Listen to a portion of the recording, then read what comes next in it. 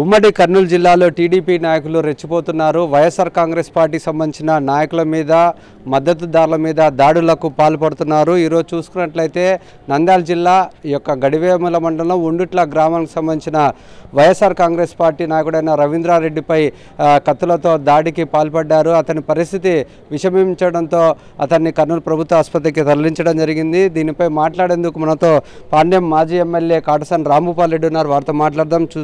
చెప్పండి, ఈరోజు చూసుకున్నట్లయితే ఎలక్షన్లు అయిపోయిన తర్వాత మొదటగా ఈ యొక్క నంద్యాల జిల్లాలో పాణ్యం నియోజకవర్గంలోనే దాడులు ప్రారంభించారు. ఎట్లా చూడొచ్చు అంటారు? ఈ యొక్క ఆస్తులు ధ్వంసం చేస్తున్నారు, దాడులకు పాల్పడుతున్నారు, వీటిని ఎట్లా చూడొచ్చు అంటారు? గెలిచిన వాళ్ళు మామూలుగా ఓడిపోయిన వాళ్ళు మాకు ఓట్లు వల్లేదని దాడి చేయడం చూసాం, కానీ గెలిచిన వాళ్ళు దాడి చేయడం మొట్టమొదటిసారి చూస్తున్నాం. మేము 2019లో గెలిచిన తర్వాత ఏ ఒక్కరు కూడా వాళ్ళ బోర్డులు కానీ లేకుంటే వాళ్ళని గురించి కానీ వాళ్ళని గురించి కానీ ఎక్కడ కూడా పొరపాటున కూడా ఎవరిని కూడా ఏమలేదు.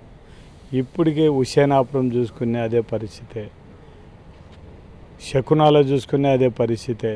ఇప్పుడు ఒండ్లూట్లో చూసుకుంటే మీది వేమల, ఒండ్లూట్లో చూసుకుంటే ఈరోజు డైరెక్ట్గా ఈరోజు రవీంద్రారెడ్డిని హత్య చేయడానికే వాళ్ళు ఈరోజు చేయడం జరిగింది. అంటే వాళ్ళ ఉద్దేశం ఏమంటే, మా తెలుగుదేశం నాయకులంతా కూడా ఎలక్షన్ల ముందర చంద్రబాబు నాయుడు అమితమైన హామీలు ఇచ్చినాడు.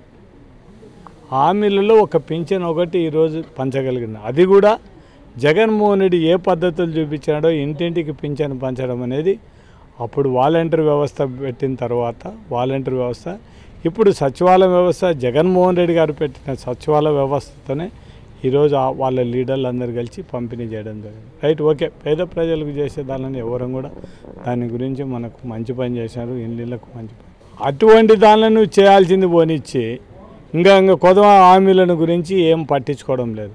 హామీలను గురించి ప్రజలు రోడ్లు ఎక్కకూడదు, భయభ్రాంతులు చేయాలా, వీళ్ళని ఎవరిని రోడ్లు ఎక్కకుండా మేము ఏం చేసినా కూడా మాకు ఎదురు ఉండకూడదనే ఉద్దేశంతో చేస్తే ఏం లేదు. యువతలో ఉండే కార్యకర్తలు ఎవరు కూడా చేతులు ముడుచుకొని కూర్చుకునే పరిస్థితి ఉండదు. మొదటి నుంచి కూడా మేము ఫ్యాక్షన్ విలేజ్లో వచ్చినాం కాబట్టి అన్ని గ్రామాలకు ఈ ఫ్యాక్షన్లు ఉంచకూడదు. దివంగత నేత రాజశేఖర రెడ్డి దగ్గర రాజైనాం కాబట్టి అన్ని గ్రామాలు ప్రశాంతంగా ఉండాలని ఆ రోజు నుంచి ఈ రోజు వరకు కూడా ప్రశాంతంగా ఉండాలని కోరుకుంటే ఇట్లా రెచ్చగొట్టేది ఎప్పుడైతే 2019 నుంచి 2023 వరకు వాళ్ళకి, అంటే 20 ఎలక్షన్ల వరకు వాళ్ళ పరిస్థితిని ఒకసారి ఆలోచించి ఒక్కరిని కూడా పొరపాటున కూడా వాళ్ళు బండలు కానీ ఇంకొకటి కానీ ఏది కూడా చేయలేదు. ఇప్పుడు వీళ్ళు చేయడం అంటే ఇదే మా చేతకానితనం అనుకుంటే మాత్రం చాలా కష్టమవుతుంది. మేము కూడా ప్రతిఘటనకు మీరు ఇట్నే మొదలు పెడితే మాత్రం మేము కూడా ప్రతిఘటన స్టార్ట్ అయితే ఏమవుతుందో ఒకసారి చూడండి. అన్నిటికంటే ముఖ్యంగా పోలీసు వ్యవస్థను మాత్రం ఖచ్చితంగా అడగాలి. పోలీసులు ఎందుకు ఇంత నిర్వీర్యం అయిపోయినారనేది మాత్రం బాధగా. 2019లో మా వాళ్ళు ఊరికే స్టెర్లింగ్ అండ్ విల్సన్ కంపెనీ ఊరికే ఉద్యోగాలు ఇవ్వమని అడిగినందుకే కేసు పెడితే ఆనాడుండే పక్కీరప్ప కేసు పెట్టడం జరిగింది. ముఖ్యమంత్రితో కూడా మాట్లాడడం జరిగింది. అంటే ఆ రోజు ఏ కంపెనీల మీదకి పోయినా కూడా ఇమ్మీడియట్గా ఎవరు పోయి గట్టిగా మాట్లాడకూడదు, కంపెనీలకు ఇబ్బంది అవుతున్న ఉద్దేశంతో వైఎస్ఆర్సీపీ పార్టీలో ఆ రోజు కేసు పెట్టినా కూడా మళ్ళీ కూడా మాట్లాడి ఇంకా లాస్ట్ కేసు విచారణ వచ్చింది తప్ప ఇంకా కేసు రెఫర్ కూడా పెట్టలేదు. తెలుగుదేశం ఇంకొకటి కూడా జిందాల్ కంపెనీలో ఒక మంచి క్లాసికల్ ఎంప్లాయీని పోయి ఆఫీస్ లేకపోయి మొత్తం దౌర్జన్యంగా కొట్టి వాళ్ళను అంగి పట్టుకొని కొట్టి అన్నీ కొట్టాను కూడా ఈ రోజు వరకు కూడా పోలీసు వాళ్ళు కేసు రిజిస్ట్రేషన్ చేయలేని పరిస్థితులు ఉన్నారంటే పోలీస్ వ్యవస్థను ఏమనకాలనేది కూడా అర్థం కాని పరిస్థితి. అందుకే నేను పోలీసు వాళ్ళని కూడా మొత్తం టాప్ టు బాటం పోలీసు వాళ్ళని నా రాజకీయ జీవితంలో 1985 నుంచి ఈనాటి వరకు కూడా ఇటువంటి పోలీసు వ్యవస్థను ఇంత నిర్వీర్యంగా ఇంత దాడులు జరుగుతున్నా కూడా కనీసం ప్రతిఘటించే పరిస్థితులు లేకుండా ఇళ్ళ మీద పోయి తిట్టి బోర్డులు వగలగొట్టి ఇట్లా మర్డర్లు చేయడానికి కూడా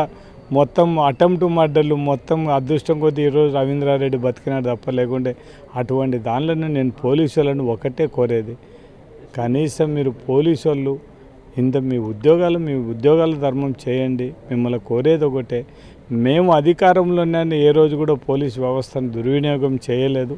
తప్పు చేసిన వాళ్ళ మీద యాక్షన్ తీసుకోమని చెప్పినాను తప్ప వాళ్ళని సమర్థించమని ఏ రోజు కూడా చెప్పలేదు. మిమ్మల్ని కోరేది ఒకటే, తప్పు చేసిన వాడు ఎవరైనా మీరు వాళ్ళ మీద యాక్షన్ తీసుకొని తప్ప ఇట్లా నిర్వీర్యంగా పోలీస్ వ్యవస్థ ఇంత దిగజారి ఇట్లా ఉండి ఎవరు ఏమనలేని పరిస్థితుల్లో పోలీసు వాళ్ళు ఉన్నారంటే మాత్రం ఒక్కసారి పోలీసు వాళ్ళందరినీ కూడా కోరేది ఒకటే, మీరు ఒక్కసారి ఆలోచించండి. మీరు అందరినీ కూడా ఇటువంటి వ్యవస్థ ఎప్పుడు కూడా 85 నుంచి ఎమ్మెల్యే ఆ రోజు ఎన్టీ రామారావు పరిపాలన చూసినాం, అన్ని పరిపాలన చూసాం, కానీ ఇంత ఘోరమైన పరిపాలన ఇట్లా గవర్నమెంట్ వచ్చిన నెల రోజులకే ఇటువంటి పరిస్థితులు చూడడం మాత్రం ఎంతవరకు సమంజసం. వాళ్ళు పోలీసు వాళ్ళని కూడా కోరేది ఒకటే, మీరు మీ ఉద్యోగ ధర్మాన్ని నెరవేర్చమని వాళ్ళని కోరడం జరుగుతుంది. ఇది మనం చూసుకున్నట్లయితే ఏదైతే టీడీపీ ప్రభుత్వం ఏర్పడిన తర్వాత ప్రజల మేలు గురించి వారికి ఎటువంటి సంక్షేమాలు అందించాలి, ఎటువంటి అభివృద్ధి చేయాలని ఆలోచించాలే కానీ కక్షపూరిత రాజకీయాలకు పాల్పడి ప్రజలను భయాందోళనకు గురి చేసే విధంగా వైఎస్ఆర్ కాంగ్రెస్ పార్టీ నాయకులను టార్గెట్ చేయడం సరైనది కాదు. అంతేకాకుండా పోలీసులు కూడా నిష్పాక్షికంగా ఈ యొక్క ఏదైతే జరుగుతున్న దాడులపై కారకులు ఉన్నారో వారిపై కఠిన చర్యలు తీసుకోవాలంటూ మాజీ ఎమ్మెల్యే కాటసాని రాంభూపాల్ రెడ్డి కోరుతున్నారు. కెమెరామెన్ శేఖర్తో లోకేష్, సాక్షి టీవీ, కర్నూలు.